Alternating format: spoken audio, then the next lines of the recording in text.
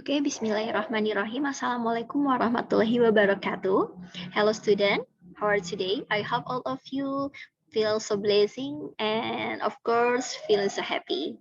In this opportunity, we have entering third meeting of English for Chemistry course and I would like to explain about part of sentences. Jadi kalau misalnya minggu lalu kita sudah belajar terkait part of part of speech gitu. Jadi untuk sekarang kita belajar ke kalimatnya seperti apa. Oke.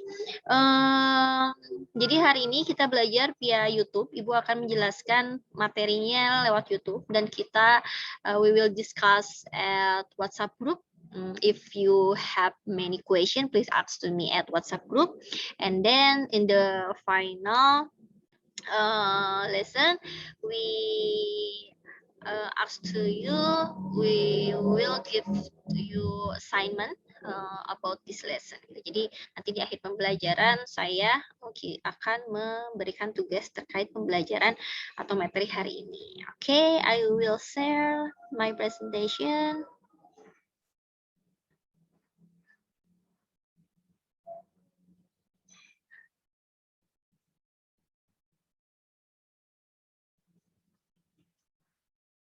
Okay, wait a moment.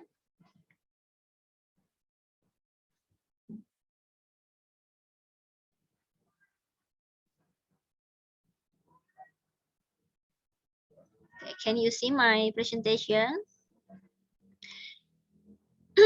Okay, in this opportunity, we would like learn about English for chemistry, especially part of sentence. Jadi, kalau misalnya kita berbicara kembali lagi tentang bahasa Inggris, tentu mau itu speaking, writing, kita juga harus mengerti bagaimana susunan kata dalam sebuah kalimat. Kalau misalnya dalam bahasa Indonesia, kita kenal sebagai subjek, predikat, dan objek. Sama seperti bahasa Inggris juga seperti itu.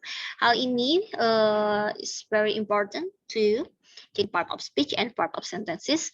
Apa perbedaannya dari pertemuan minggu lalu? And the last, I will explain about jenis-jenis dari part of sentences atau part of sentences element gitu ya. Oke. What's the meaning of part of sentences? Jadi kalau misalnya kita lihat definisi katanya a sentence is a group of words that has a subject and a predicate and expresses a completude. Jadi sebuah sentences itu bisa dikatakan sebuah kalimat apabila dia memiliki subjek dan predikat seperti itu. Jadi sentences are divided into four kinds of the basis of the purpose itself. Jadi ada 4 jenis dari sentence ini tergantung dari tujuannya kita mau menulis tentang apa atau berbicara tentang apa. Jadi yang pertama itu ada sentence itu declarative, imperative, interrogative, explanatory. Nah, saya tidak akan menjelaskan apa pengertian dari keempat itu karena itu merupakan jenis-jenis dari kalimatnya. Saya akan di sini akan menjelaskan bagaimana komponen dari suatu kalimat sendiri. Okay, about part of sentence. The part of sentence are a set of terms for describing how people construct sentences from smaller pieces. Jadi part of sentence ini bagaimana kita mendeskripsikan bagaimana orang-orang itu mengkonstruk sebuah kalimat yang betul seperti itu. Jadi every complete sentence contain two part, subject and predicate. Seperti yang saya jelaskan tadi bahwa si kalimat itu akan dikatakan kalimat itu tuh cukup dengan memiliki subjek dan predikatnya seperti apa, gitu ya. Like the part of speech, however, the part of sentence form part of the basic vocabulary of grammar, and it is important that you take some time to learn and understand it to learn English. Gitu. Jadi seperti part of speech gitu ya. Kalau misalnya si part sentence itu adalah basicnya dari sebuah grammar. Jadi ketika kalian sudah menguasai berbagai macam vocabulary dan kalian akan membuat sebuah kalimat, itu pasti harus ngerti dulu part of sentences seperti itu. Oke. Peraturan mengenai jadi ini ya intinya peraturan mengenai struktur kata agar membentuk suatu kalimat utuh. Jadi minimal harus ada tadi subjek dan predikat, akan tetapi sebagian besar kalimat tersusun ditambah dengan komponen lainnya. Jadi nanti ada objek pelengkap, keterangan dan sebagainya. Oke. Next. Nah, What's the difference between part of sentences and part of speech? Apa sih bedanya antara part of speech yang kemarin saya jelaskan dengan part of sentences today? Jadi kalau misalnya part of speech itu to know the type or job of a word. Jadi kita itu mengenai jenis-jenis kata. Apakah itu bertindak sebagai kata benda, apa itu bertindak sebagai kata kerja gitu ya, verb, noun atau apa gitu. Itu maksudnya tuh jenis kelompok katanya gitu. Nah, kalau misalkan kemarin part of speech itu punya 8 unsur atau 8 tipe. And then yang kedua kita lihat itu part of sentences. Nah, kalau misalkan part of sentences itu to know construct of sentences. Jadi ketika kita sudah mengenal jenis-jenis kata, kita akan menyusun kata tersebut dalam suatu kalimat. Apakah kata tersebut bisa bertindak sebagai subjek gitu ya, pelakunya, atau misalkan objek gitu. Nah, itu kita belajar di part of sentences. And kedua itu ada part of sentence has a 5 element or type. Jadi ada 5 jenis elemen. Okay? For the first, I would like explain about subject. A subject is a part of sentences that contain the person or thing performing the action or verb in a sentence. The subject is who or what the sentence. Jadi subjek itu pelaku utamanya, baik itu berupa orang ataupun benda gitu. Jadi si subjek ini tuh nanti akan dijelaskan oleh unsur-unsur yang lainnya. Nah, di sini ada beberapa tipe dari si subjek sendiri. Di sini ada yang namanya simple subject. For example, she went to the chemistry laboratory. Jadi di sini siapa simple subjeknya? Satu orang, yaitu Sisi, kata ganti perempuan. Di sini ya, simple subject. Jadi sini she is who the sentence is about, so it is the subject of the sentence. Jadi subjeknya itu si ini, itu simple subject. Terus yang kedua ada complete subject. Complete subject itu ya lebih kompleks ya. Misalnya di sini, the evaluation of chemistry education could be a good article title. Jadi siapa di sini subjeknya? Ini dalam bentuk frase gitu ya. The evaluation of chemistry education. Yang lainnya itu baru nanti kita belajar di predikat dan sebagainya. Terus ada lagi, misalnya di sini compound subject. Jadi kalau compound itu memadukan dua unsur, entah itu orang atau benda. Misalnya, for example, Danu do his homework at dormitory.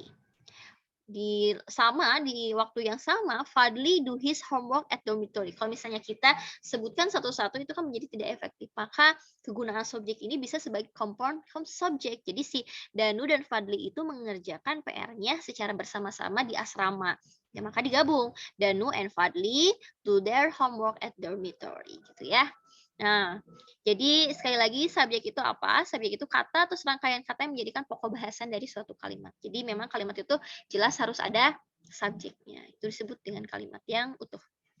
Oke, for the second element is predicate. What is predicate? A predicate is the part of sentence or a clause that tells what a subject is doing or what the subject is. Jadi ini subjek ini kan perlu keterangan dia ngapain sih, berbuat apa. Nah, itu tuh ada predikatnya atau kata yang mendukung si subjek tadi. Jadi katanya si predikat ini gunakan untuk menjelaskan apa yang dilakukan dari si subjek tadi gitu ya. For example, ada simple predicate. Misalnya, he couldn't do final test. Jadi dia berpikir bahwa dia tidak bisa melaksanakan ujian akhir. Jadi kan subjeknya he tuh.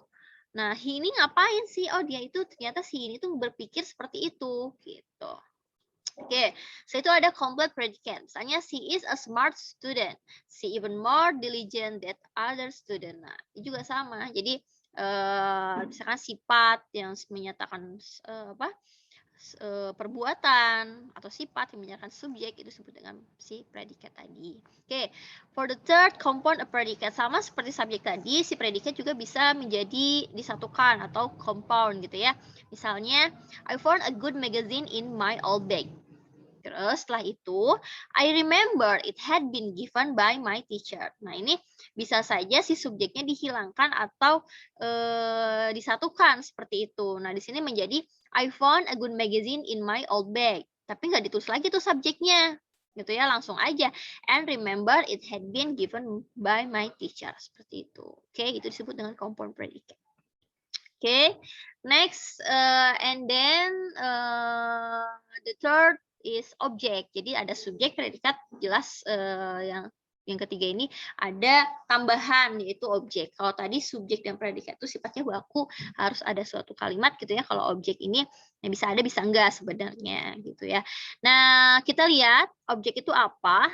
The object is a word or phrase gitu ya. Kalian bisa baca-baca itu frase itu apa gitu ya.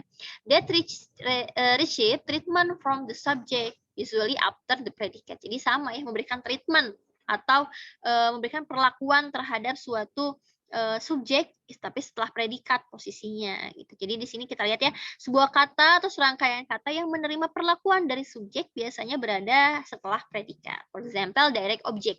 Misalnya, we got a book as a prize.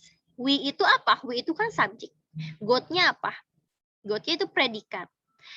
Jadi kita mendapatkan, kalau misalkan kita mendapatkan aja kan kalimatnya tidak lengkap ya. Dapat apa sih? Oke, saya dapat misalnya. Tapi dapat apa? Itu kan butuh suatu keterangan. Nah, dijelaskan oleh objek. Oh, ternyata mereka itu atau kita tuh dapat sebuah buku gitu sebagai suatu hadiah. Oke, itu untuk direct object. Ada juga jenisnya indirect object. Jadi, my student want to give a pen.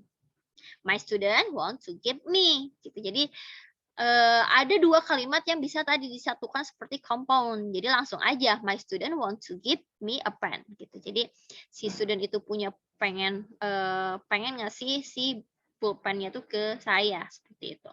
Oke, yang ketiga object or preposition. Jadi di sini kalau object or preposition kita lihat ya, deal with prestige without laboratory code. Gitu. Jadi object preposition itu dia lebih detail lagi seperti apa. Oke. Next. Oke, yang keempat itu ada clause. Nah, kalau misal clause kita lihat di sini. In other words, a group of words that contain a subject and a predicate. Gitu. Jadi kalau clause itu jadi gabungan antara subjek dan predikat. Kita sebut dengan klausa gitu ya. According to a traditional definition, a clause can be defined as a grammatical unit level between phrase and sentences. Jadi si clause ini berada di antara frase dan kalimat seperti itu ya. Kalian bisa baca-baca di berbagai macam sumber klausa itu seperti apa gitu ya. Nah, a clause a part of sentence, a string of words which expresses a proposition and typical consists of a list, a subject and a verb, and is joined to the rest of the sentence by conjunction. Is not a complete sentence on its own. Biasanya klausa ini katanya pakai konjungsi. Konjungsi kita sudah belajar ya di pertemuan sebelumnya. Oke, nah sekarang kita lihat macam-macam atau tipe dari clause. Main clause or independent clause. Nah, kalau misalnya main clause has a subject and predicate, it can stand alone. Jadi bisa berdiri sendiri di situ. Main clause can be connected by a comma and a conjunction. Gitu. Jadi tadi ya si main clause ini biasanya ada koma dan juga konjungsi. Kita lihat di sini. Misalnya, for example, many people live in cities but other build house in the village. Gitu. Jadi di sini lihat nih ada dua kalimat yang disatukan seperti itu menjadi suatu klausa. Oke, klausa. Oke, ada juga misalnya yang subordinate clause or dependent clause. Jadi kalau misalnya si subordinate clause ini, kita lihat ya, subordinate or dependent clause is a group of words that has a subject and a predicate but does not express a complete truth and cannot stand alone as a sentence. Jadi dia nggak bisa berdiri sendiri. Kalau yang tadi itu, kita misalnya many people live in a city. Perlu nggak kalimat tambahan lagi? Nggak perlu. Kenapa? Karena dengan kalian melihat many people live in the cities ini kan udah jelas, oh banyak orang yang tinggal di kota gitu. Cuma di sana ada tambahan. Tapi gitu mereka banyak membangun rumah di pedesaan seperti itu. Jadi sebenarnya dua kalimat yang terpisah, tapi kalau misalkan disatuin itu menjadi sebuah makna gitu. Tapi kalau misalnya ini yang dependent clause, kita nggak bisa berdiri sendiri gitu. Misalnya, for example, I don't want to go campus when it's still raining. Nah, dia itu harus menjadi kalimat yang saling berhubungan gitu ya. Terus di sini scholarship is my dream that I will got it. Jadi Memang clause ini tadi terbagi menjadi dua ya, ada yang dependent clause dan independent clause. Oke. I think that's all about part of sentences. If you have a question, please ask me to WhatsApp group, and then we will discuss there. Gitu. Jadi kalau misalnya kalian ada pertanyaan tentang part of sentences ini, silakan tanyakan saya di WhatsApp group. Kita akan diskusi di sana. Untuk kuisnya kemarin sudah saya input nilainya, ya memang ada yang bagus, ada yang tidak. Untuk yang ini kebetulan saya tidak buat kuis dulu, tapi ini masuk ke pembelajaran UTS. Jadi harap disimak baik-baik. So, before I close this meeting, I will give assignment to you. Jadi di sini ya ada assignment 3. English for chemistry.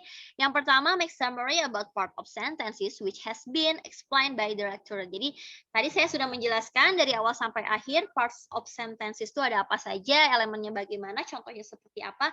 Itu silakan kalian buat summary atau rangkumannya di buku catatan kalian. Itu bebas berapa halaman, yang jelas kalian harus bisa menceritakan kembali atau menjelaskan kembali apa yang sudah saya jelaskan di video. Terus yang kedua, make a summary about tenses for academic writing for next lesson, gitu ya, especially about simple present tense, simple past tense, simple perfect tense. Nah, minggu depan mungkin kita akan belajar tenses tentang academic writing. Jadi tensesnya nggak semua saya ajarkan, tapi yang berhubungan dengan academic writing saja. Jadi silakan pelajari itu, bikin rangkumannya.